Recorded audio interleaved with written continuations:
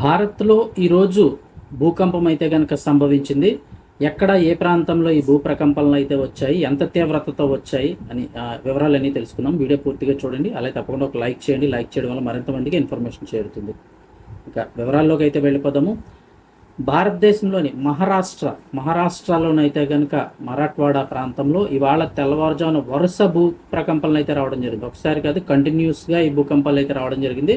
ముఖ్యంగా మన తెలుగు వారు ఎక్కువగా వెళ్ళేటువంటి ఈ షిరిడి అది ఏదైతే ఉందో, ఈ నాందేడ్ ఇటుపక్క అన్ని ఏదైతే ఉంటే అటుపక్క ప్రాంతాల్లో ఇది రావడం జరిగింది. నాందేడు, హింగోలి, పర్బణి జిల్లాల్లో ఒకేసారి భూమి కంపించడంతో ప్రజలు తీవ్ర భయాందోళనకు గురయ్యారు. గాఢ నిద్రలో ఉన్న జనం ఒక్కసారిగా ఇళ్ల నుంచి రోడ్లపైకి పరుగులు తీశారు. అధికారుల సమాచారం ప్రకారం తెల్లవారుజామున సరిగ్గా 4 గంటల 40 నిమిషాల ప్రాంతంలో వరుస భూప్రకంపనలు అయితే చోటు చేసుకున్నాయి. రెక్టర్ స్కేల్పై దీని తీవ్రత 4.5గా నమోదైంది. 4.5 అంటే ఏం తక్కువేం కాదు, భారీగానే భూకంపం అని చెప్పొచ్చు. ఇంకొంచెం ఎక్కువ ఏదైనా అయితే కనుక 5 కొంచెం దాటి ఉంటే అక్కడ పరిస్థితులను బట్టి మరింత నష్టం అయితే జరిగే అవకాశాలు ఎక్కువగా ఉంటాయి.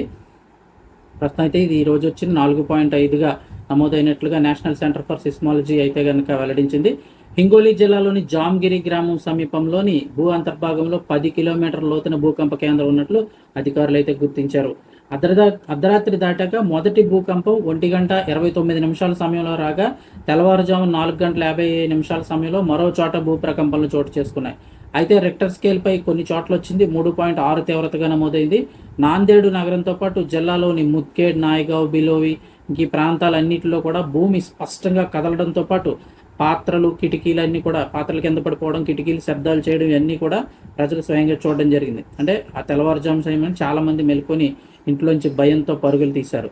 ఇక పర్బిణి జిల్లాలో కూడా కొన్ని సెకండ్ల పాటు భూమి కంపించింది. అయితే అదృష్టవశాత్తు వరుస భూప్రకంపనల వల్ల ఎలాంటి ప్రాణ నష్టం, ఆస్తి నష్టం జరగలేదని అధికారులు అయితే నిర్ధారించారు. ఒకవేళ దాని తీవ్రత ఇంకో పాయింట్ అయినా పెరిగి ఒక 5-5.5 అలాగే అయినట్లయితే భారీ నష్టం అయితే జరిగే అవకాశాలు ఉండేవి. ఇది మహారాష్ట్రలో అయితే ఇవాళ తెల్లవారుజామున పలు చోట్ల అయితే రావడం జరిగింది.